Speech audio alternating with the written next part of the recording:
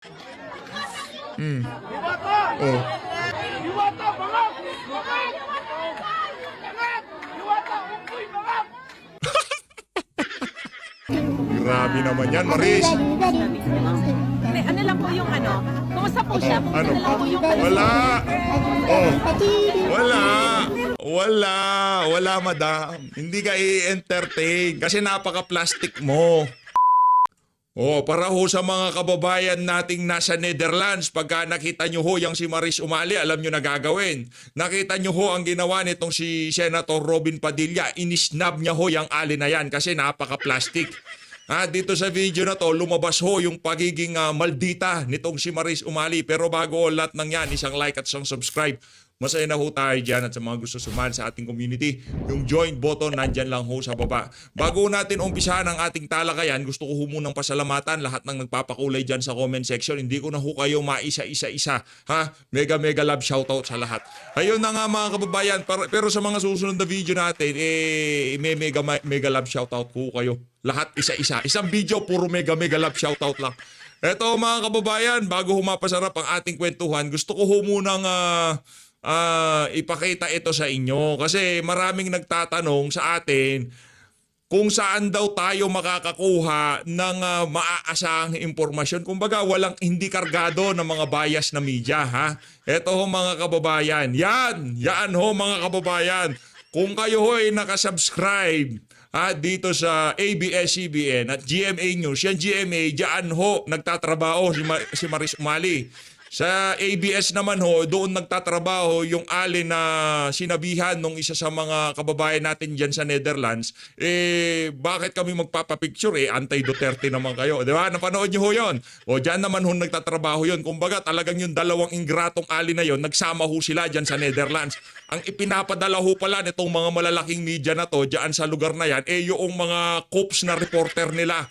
Kaya naman kung naghahanap po kayo ng balance media, ika nga, yung walang kabayas-bayas, maliban sa mga vlogger, kasi halimbawa yung mga vlogger, once a day lang mag-upload, twice a day, thrice a day, kasi meron ho dyan sa ating mga kababayan, maya't maya nakaantabay ho sila kung anong nangyayari dito kay dating Pangulong Rodrigo Duterte. Kung ganun ang suma mga kababayan, nandyan ang pulso ng bayan, nandyan ng DZRA, DZAR, YT channel, ang Net25 at ang News Blast nandiyan naman ho yan sa sa FB Ang pulso ng bayan dahil tinanggal nga ho yung page ng SMNI Grabe ho talaga tong administrasyon na to. Yung network na kung saan talagang tumulong nung panahon ni Tatay Digong para maiangat ang kabuhayan ng ating mga kababayan, para mailayo sa kamandag nitong mga makakaliwang grupong na to ang ating mga kabataan. Siya pa ho ang talagang dinidikdik ngayong mga panahon na to. Basta wag lang ho natin kalimutan yung sinabi nitong si dating Pangulong Rodrigo Duterte, there will be a day of reckoning for all. Wag ho natin kalimutan yan Pero kung ngayong mga panahon na to, maliban sa mga DDS vloggers, naghahanap ho kayo na mapagkakatiwalaang network. Nandyan ho ang Net25, nandyan ho ang Pulso ng Bayan, nandyan ho ang News Blast, nandyan ho ang DCAR. Yaang mga network na yan, yaang mga page na yan, yung mga channel na yan, makakaasa ho kayo na balanse ang ilalabas ho nilang balita. Hindi ho fake news, hindi kargado. Kasi yung ABS-CBN at yung GMA News, naku po, yung mga napakabayas ho niyan. Kulang na lang, dapat palitan na nga pangalan yan. Dapat palit dyan, PTB, ABS-CBN, PTB, GMA News. Yung naratibo ho nila masyadong kargado na nakabaling dito sa mga kawatan dyan sa Malacanang. Eto na ho mga kababayan, meron ho tayong mabilisang announcement. Ayun, eto na ho. Magsasagawa ho ng malawakang pagkilo sa iba't ibang bahagi ng Australia. Etong sa Sydney, tapos na ho ito. Sa March 25, Newcastle, Hunter, New England Region. Tapos sa Melbourne sa March 23, 2025. Sa Adelaide, March 22 naman ho yan. Tapos Brisbane, March 21, March 23, March 29. Grabe ho, palakpakan ho natin yung ating mga kababayan dyan sa Australia. Tapos dyan sa Cairns, 28, March 28. Tapos dito sa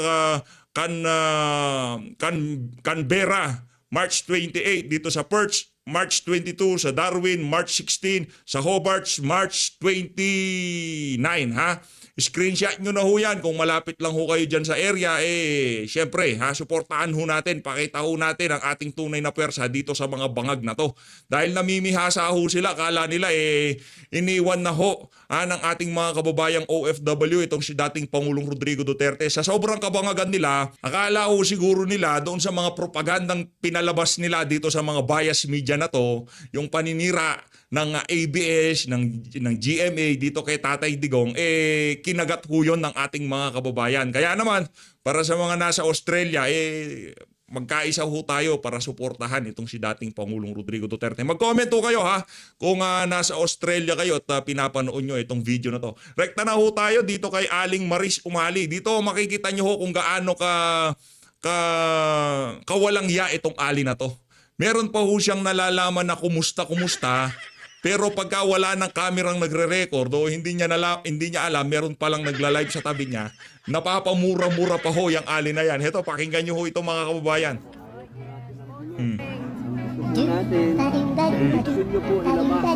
Yan si Maris, Maris. Sir, nabisita Grabe. niyo si Presidente. Grabe naman yan, Maris. Ano lang po yung kumusta po siya? Kung ano lang po yung Wala. Wala, madam. Hindi ka i-entertain kasi napaka-plastic mo.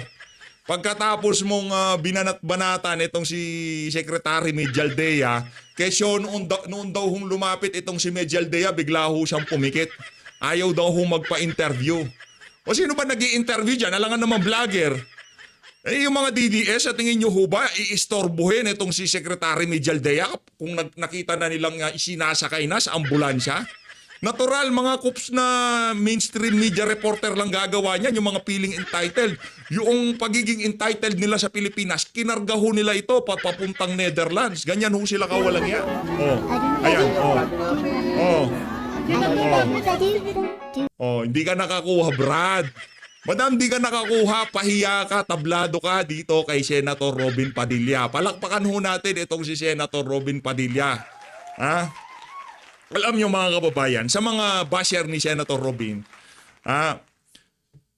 ang atin lang dito, masaya tayo na mayroong kaantabay itong si VP Sara dyan. Sabihin nyo na gusto nyo sabihin, ano ba official na niya, ginagawa niya dyan. Tandaan nyo ho mga kababayan, isa ho sa mga pinuno ng PDP laban itong si Senator Robin. At panahon ng kampanya ngayon, kaya kailangan niya hong kumuha ng instruction dito kay dating Pangulong Rodrigo Duterte, ang pinuno ng PDP laban, para malaman nila kung ano ang direksyon ng kampanya ng mga kandidato nitong si dating Pangulong Rodrigo Duterte. Magkagayon pa man, baka magkalimutan ha, Pastor Apollo C. Kibuloy, Congressman Rodante Marcoleta, Attorney Vic Rodriguez.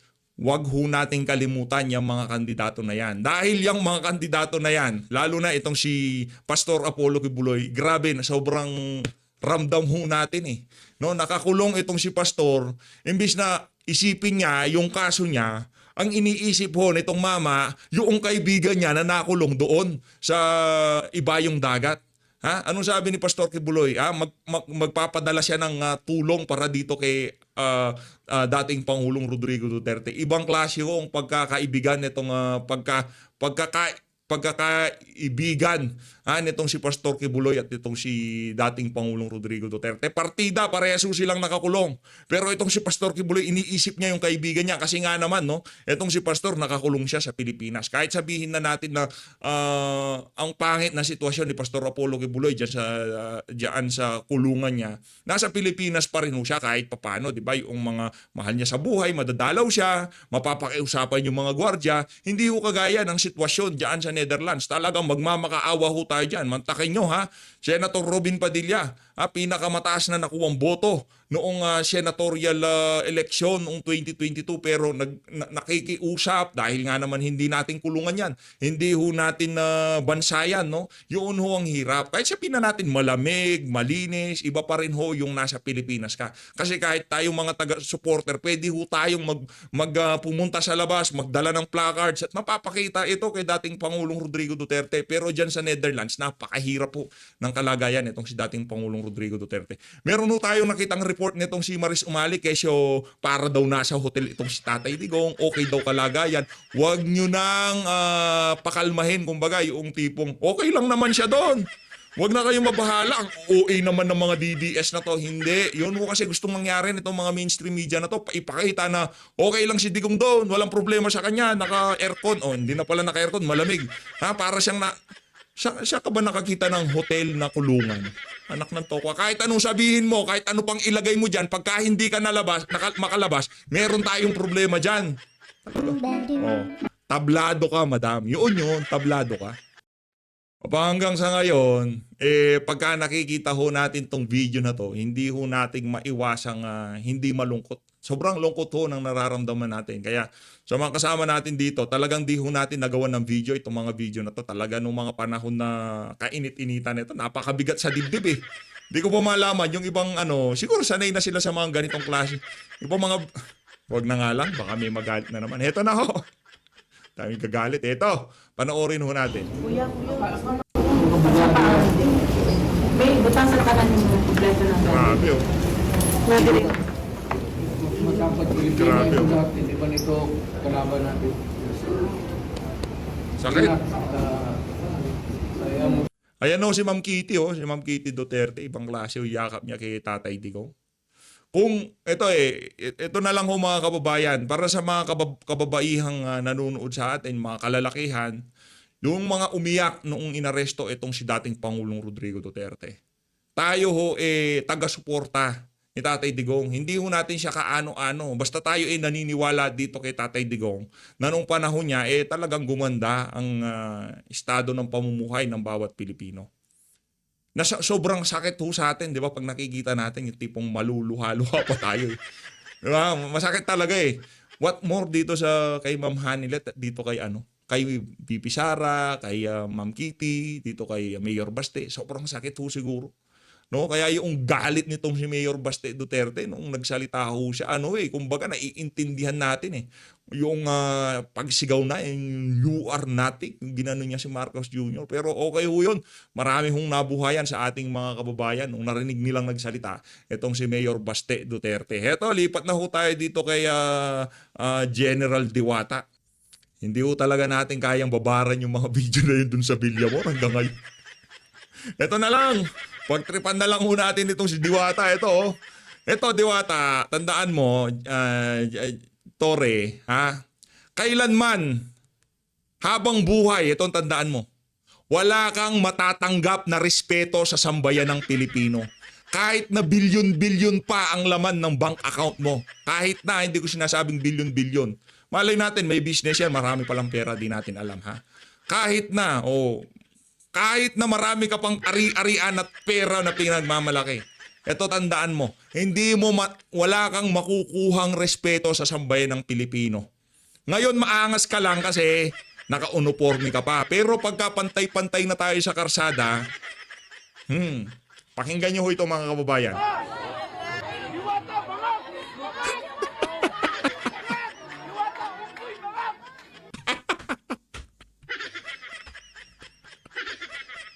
Diwata, unggoy, bangag. Yan patikim pa lang. Patikim pa lang yan ang ating mga kababayan. Ha? Pagka wala ka na sa pwesto, araw-araw yan, kahit saan ka magpunta, yan ang maririnig mo sa sambayan ng Pilipino. Diwata, bangag, unggoy. Paano ka ba naman hindi unggoy? Pagka sinabi kahit mali, sinusunod mo. Monkey see, monkey do. Diba? Yan si Diwata. Yan si Torete. Diba? Yan ho yung mama na yan. Hindi ho siya makakana. Hindi ho niya mahanap yung sino tumawag na unggoy sa akin. Diwata! Oh. Diwata, bangag! Bangag! Bangag! Diwata, unggoy, bangag!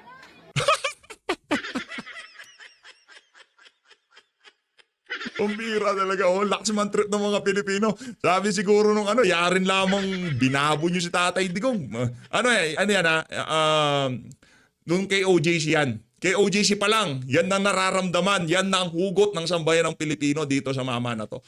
Kung doon sa kay OJC, medyo hindi ka pinapansin. Yung tipong pinalampas ng ating mga kababayan eh.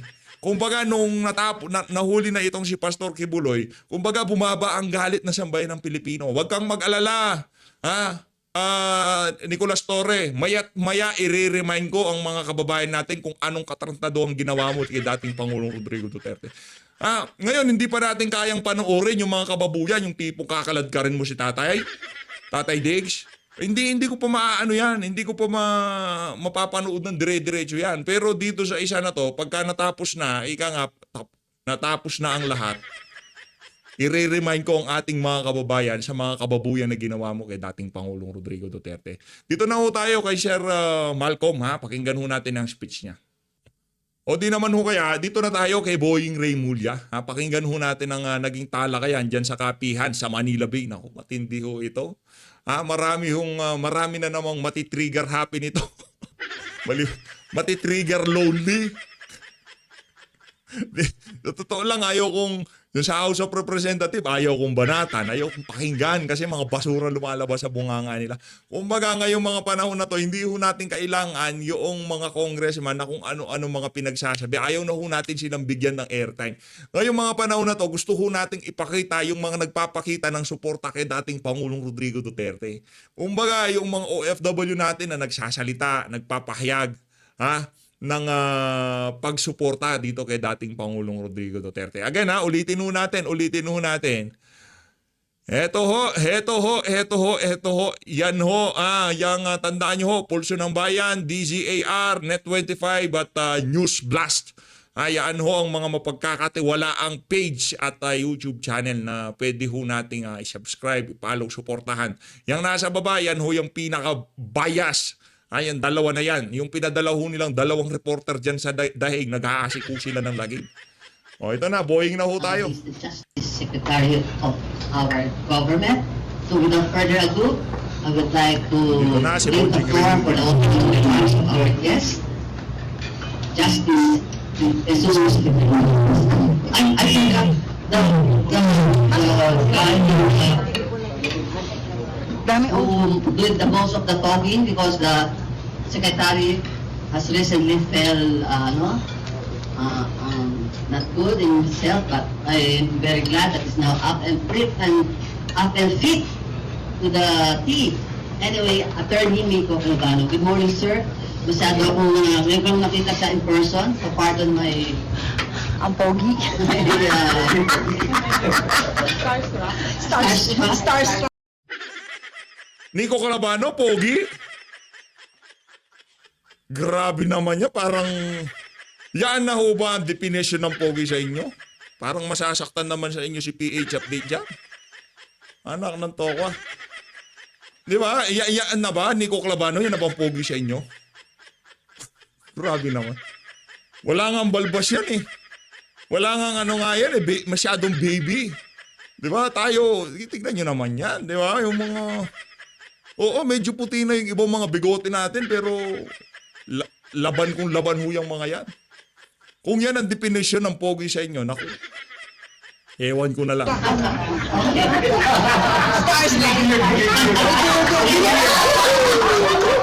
looks like my son. Old son. Kulaan pa nga. May pa tayo? Rekta na tayo. Everybody who's present today. There may be limitations as to what I can answer because the matter. Ang tanong, ito tanong dito. Ito yung pinakamatinding katanungan dito. Bakit mayat maya ang pagpapaliwanag ng Estado dyan sa pagkidnap na yan kay dating Pangulong Rodrigo Duterte? Kung ginawa nila ang tama, wala na hong maraming eksplanasyong kinakailangan. Tama, mali? Kung ginawa ho nila ang tama, kung ginawa nitong si Torre, yang si Boying, yang si Anyo, yang si pambansang adik ng Pilipinas, si Marcos, pambansang adik ho yan eh. Adik sa kapangyarihan ho. Tingnan nyo naman kung paano niya hotemunin yung mga siyangay ng pamahalaan. Talagang ibang klase ho, mapa-judiciary, diba? Ibang klase ho siya, talagang palong-palo ho siya pagdating sa kapangyarihan. Diba? Kung talagang tama ginawa nyo, bakit mayat maya, Bonjing, kailangan mo magpa-press con, kailangan mo magpaliwanag doon sa ginawang pagkidnap dito kay dating Pangulong Rodrigo Duterte. Ha? Tama naman pala, di ba? Hindi na pala kailangan yung Article 59. Bakit kailangan pa natin pumunta dyan sa kapihan sa Manila Bay? Bakit pa natin kailangan pumunta dyan? At binitbit mo pa yung si Unano. Yung si Nico Clavano. Naku, kung papogi yan ng naku po. Pagka, eto, screen pa ho ito. Pagka nakita nyo ho ako ng personal, naku, yan na nga ba sinasabi ko sa inyo. Yang Nico Clavano na yan, di uubra yan. Malayo ho yan.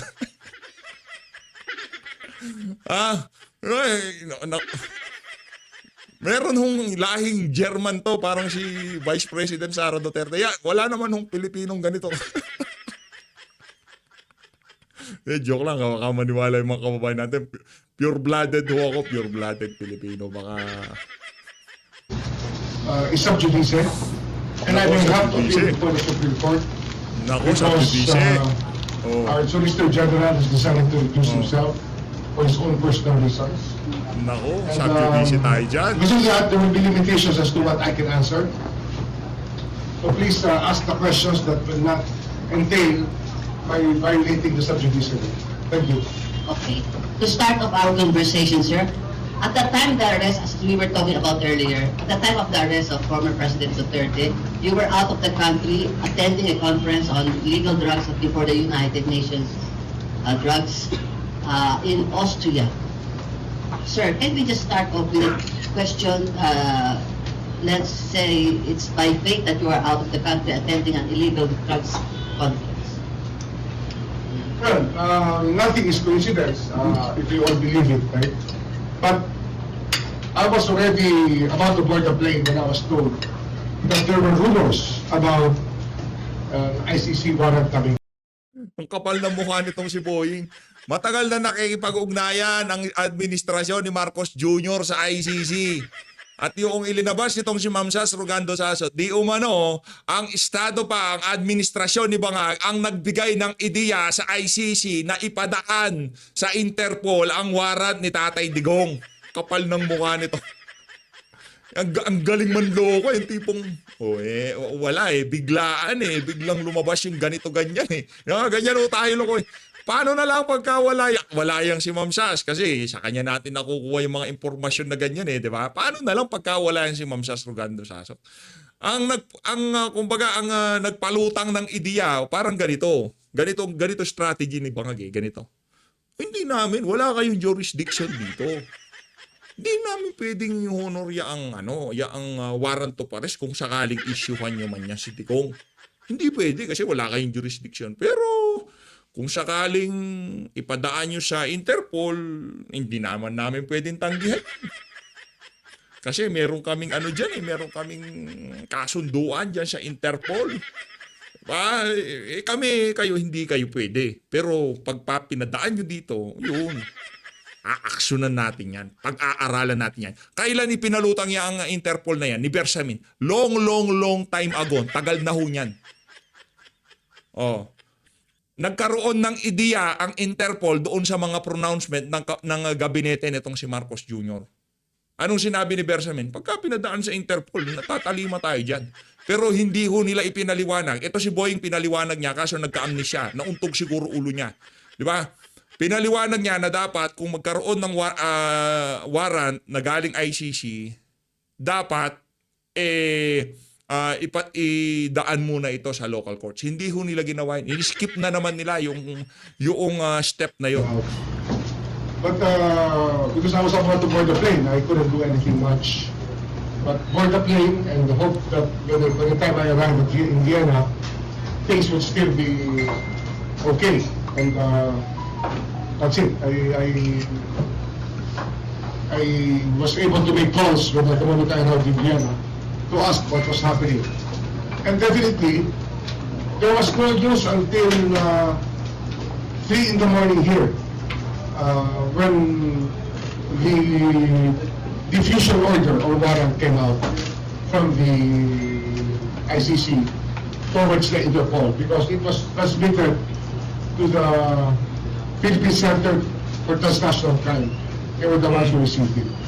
So that's about... Grabe, ang galing ho nung ano nung nasan ba nasan nga kasi itong si nasa Timor Leste, di ba? Oh. Nandoon ho siya. Merong red notice, merong warrant of arrest, pinadaan sa Interpol. Mapanggang ngayon, nandun pa rin ho siya. Kumbaga, ini-exhaust niya lahat ng legal remedies niya doon sa bansang kinakapalooban niya bago siya ipadala papuntang Pilipinas. I-deport, yan. Oh, i-extradite, ayan, papuntang doon sa bansa na kung nasaan siya, patungong Pilipinas. Pero kay Tatay Digong, dating presidente, talagang naramdaman na sambay ng Pilipino yung kanyang mga nagawa nung kapanahon na niya. Talagang ang daming nag-iiyakang OFW, mga kababayan natin dito sa Pilipinas. Pero hindi ho nila rinespeto yun. Pagdating, yun, wala na. Gustong papasukin na sabi ni Tatay Digong, sabi siguro ng Tatay Digong, akala ko bang meron akong karapatan pumili ng aking abogado. Papasukin yung anak ko, abogado ko yan. Ano sabi nitong si Torre? Hindi ko papasukin yan. Akala ko bang meron siyang karapatan? Pambihira talaga. The timeline that I know, arriving in Vienna, I had to find out what was happening. Again, trigger warning. Marami hong salitang ilalabas dito si Boying Remulla na hindi nyo ho ikakatuwa. Pero kailangan nyo hong marinig to para malaman na ho natin kung ano ang naratibo ng pamahalaan, kung saan papunta itong usapin na to. Kasi pagka nakulong tayo doon sa ating ecosystem na kung saan pinapakinggan lang natin yung mga taga-suporta ni Tatay Digong at hindi ho natin pinapakinggan yung mga kabalbalan ng mga nasa administrasyon, baka maisahan na naman ho tayo. Mahirap na. And it was also the day after we heard the country's statement on illegal drugs, on our approach to the illegal drug problem. So that's about the story that I will tell you. At least for that time being, when we found out that there was a warrant that came out. So you were directing the DOJ through Undersecretary at OIC? Who's the OIC then? The OIC of the DOJ was Nicolas T. And of course, I asked the Prosecutor General to make sure that he assisted Undersecretary T in the effort to make sense out of what was happening. Because you have to have a direction and an end goal on what was to be done in a situation like that. And as a cabinet member of the Cluster on National Security, of course, you were, your counsel was sought out, but was your OIC attending for you, or you were through? No, he's a very competent undersecretary. He's a very learned man, and I trusted, I gave him all the trust that one can give a subordinate who you really trust. And I had no doubt that he would perform well under the circumstances. So that's about it. So when the President Marcos appeared later in the evening, it was your brother, DILG Secretary John Vic Remulla, who has to want to appear before the President as one of the key members, core group on deciding on the matters. So what can you say about your brother's performance there? I think that he was able to do what he had to do, what was expected of him. And he was able to make sense out of the whole thing. Because it's a very chaotic moment. Remember that it's not an easy thing to go through when everybody is pulling in all directions. But I think he was able to operate himself better. But unfortunately, he's now being dragged into a controversy because he has named his perceived cohorts in the core group, citing Defense Secretary Gibo Chidoro, si Anyo, NSA Security Anyo, and they have the common denominator of being once member of the Duterte clan, official family. Well, that's part for the course. They're part of the national security cluster, and their work is very important to the country. And we really think that the people who can be beyond politics and just do what the country needs. And that's the highest sign of professionalism displayed by the two gentlemen who were with my brother. And I admire them for that. Secretary Año and Secretary Chodoro performed very well under the circumstances. And since you mentioned about the Solgen personal reasons to recuse himself, I mean the Solgen, and Solgen is under the DOJ. Actually, it's an attached agency. Yeah. His refusal was not on my clearance. He does not clear things with me. But of course, I consider it a personal reason. And if he did not want to use the office of the Solicitor General, that's his own reason. So I think the resources of the government should not be wasted in a time like this. I think that we have to put the best legal minds to work. But the DOJ will be more than sufficient to defend the position of the Republic in this matter. I think that it's a time to assert our identity as the lawyer of the people in this case. And since you said it's an attached agency of the DOJ, and he issued a statement yesterday that my reason was not personal but institutional, you don't buy that kind of reasoning. I don't buy that, but it's okay. I will not argue with Mr. Guevara. I will not argue with him. He has recused himself, so we will take up this now. I don't think that there is anything to make a big deal of. I consider it a personal reason, and we will move from there. We will just move on from there and defend the case in the Supreme Court if there have to be oral arguments. If there will be oral arguments. And since the Solgen was saying, my fate is up to the President as the appointing authority, but as the supervisor of the Solgen, will you take any action against him? I have no comment on that. I cannot comment on that. I think that it's really beyond my pay grade to make any judgment. I just have to be a professional in this case. We just have to be very professional about our jobs. Wala naman personal ang pagtrabaho. Wala daw personalan, trabaho lang, anak ng toka. Eh kung wala pala personalan, trabaho lang, bakit hindi ho natin na trinabaho itong si dating Pangulong Rodrigo Duterte dito sa Pilipinas? Oh.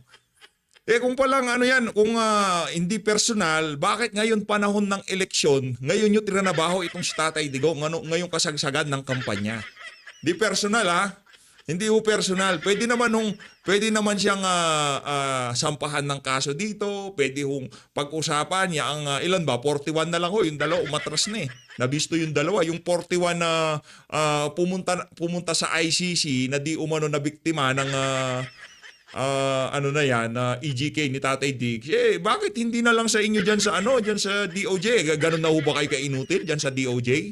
Ano lang daw, trabaho lang, walang personalan. Ano trabaho lang, walang personalan? Inuunggoy mo na naman sa bayan ng Pilipino, boying.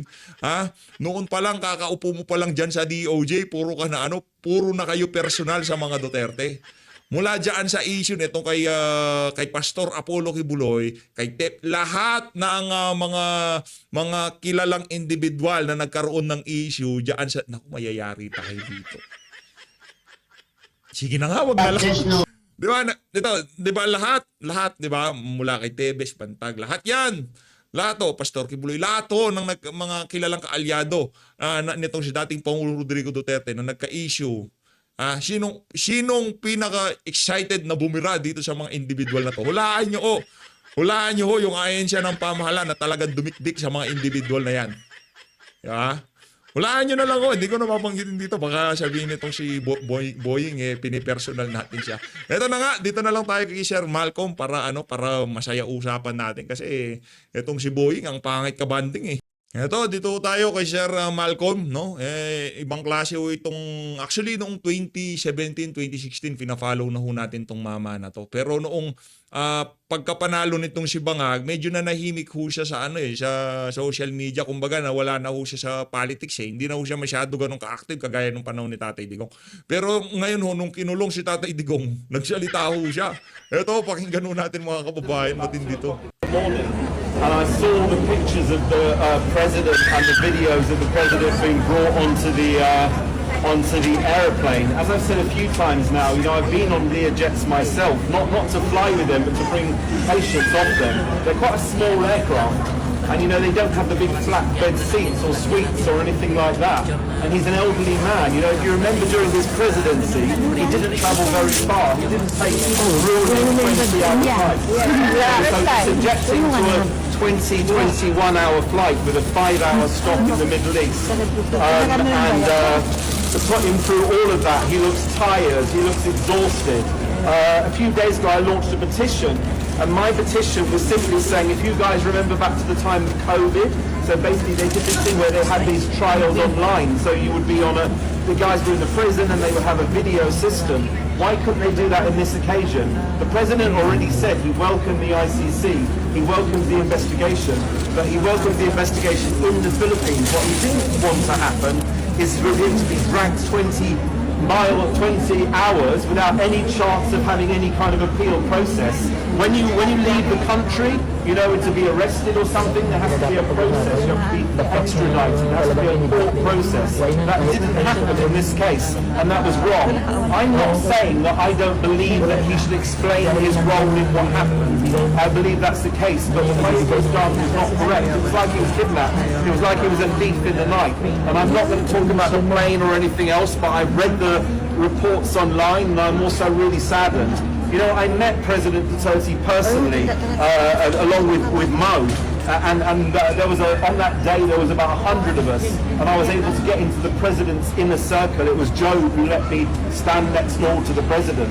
And on that day, I felt an emotional attachment to him. In fact, on that day, he greeted me 5 times, shook my hand, spoke to me, asked how I was, how my family was, wished us a Merry Christmas.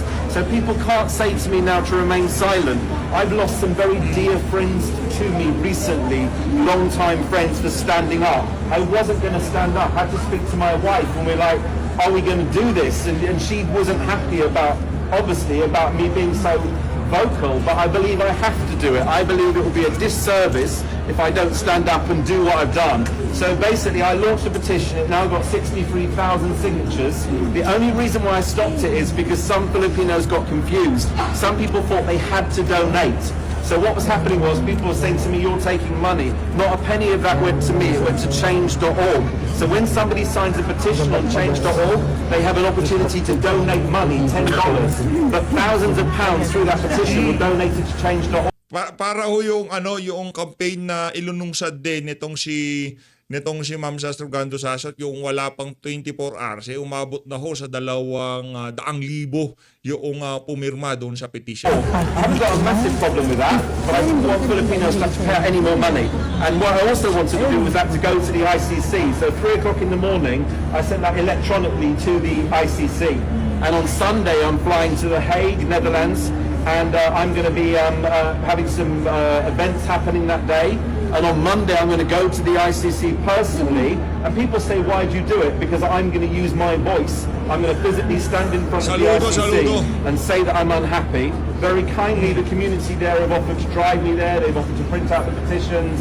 And a lot of people offered to help me to achieve that goal. I'm not doing it for personal interest. I'm doing it because I have a personal connection with the president, and I believe I have to do something. I can't sit him, an 80-year-old man, languishing in a jail, really tired. If you looked at the ICC, I'm sorry I'm taking a long time, but if you looked at the ICC court process, you know, they can't even get his name right. You know, have some respect. Calling him Duterte. You know, constantly calling him Duterte. And then not only that, when they read out the charges, I believe the one the judge said, we'll read that out to him in French. What is the point of reading it out to him in French? He doesn't speak French. You know, give him the opportunity to have the correct people in place. Give him the opportunity. And I don't believe he should be there at the moment. You know, some of these trials go on for years. And what I believe is he should have stayed in Davao. And they could have come to Davao, they could have done that bit via video link, and then he could have properly prepared for the case. And he hasn't been given any time, he didn't have any time to spend with his lawyers, and I think that was grossly unfair. And I do agree, you know, he was almost kidnapped, you know, he was forced to go to the ICC, and I don't agree with that. So he's in my prayers. I've spent the last few days writing, campaigning, doing what I'm doing, and you know, you have my support, and I pray for the president, and thank you all for coming. And thank you also for supporting him. Iyan ho kinuhanan sa sa UK ho kasi UK base ang si Sir Malcolm, no. Maraming salamat sa mga nag-oorganisa sa iba't ibang bahagi ng mundo para makapagpakita ng suporta dito kay Tatay Digong. Maraming salamat ho. Mag-ingat ho kayo lahat mga kababayan. Mahalin natin ang Pilipinas. Maraming salamat ho.